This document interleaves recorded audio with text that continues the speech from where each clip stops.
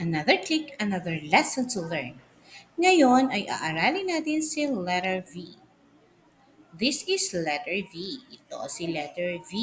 Ang tunog niya ay mm, mm. Van reads mm. Mapapansin natin na pag sinabi natin ang tunog ni letter V, ay may vibration dito sa ilalim ng bibig. Mm, mm, mm. Okay. So, paano ang itsura ng bibig natin? Mm, mm, mm. Ganyan ang itsura niya pag sinasabi natin ang tunog ni letter V. Okay, so, basahin natin ito. Vulture.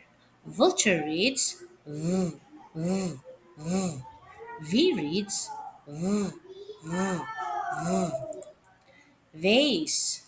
Vase reads, mm, mm, mm.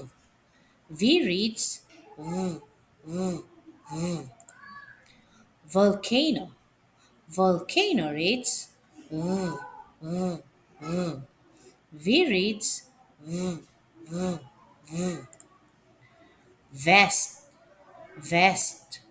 Vest read, mm, mm, mm. V reads, mm, mm, mm. So, ano spelling ni letter V? Ganyan ang letter V. So, paano natin isulat ang uppercase na letter V? Let's start by slanting down from the top left to the bottom, then slant up from the bottom to the top. Ganyan si letter V. Ganyan ang itsura niya pag sinulat sa papel. Okay, how about the lowercase letter v? Slant down from the top left to the bottom, then slant up from the bottom to the top right. Yan. Ganyan pisulat si lowercase na letter v o kaya maliit na letter v. Ganyan ang itsura niya pag sinulat sa papel. Anong letter ulit? Letter V. Anong tunog?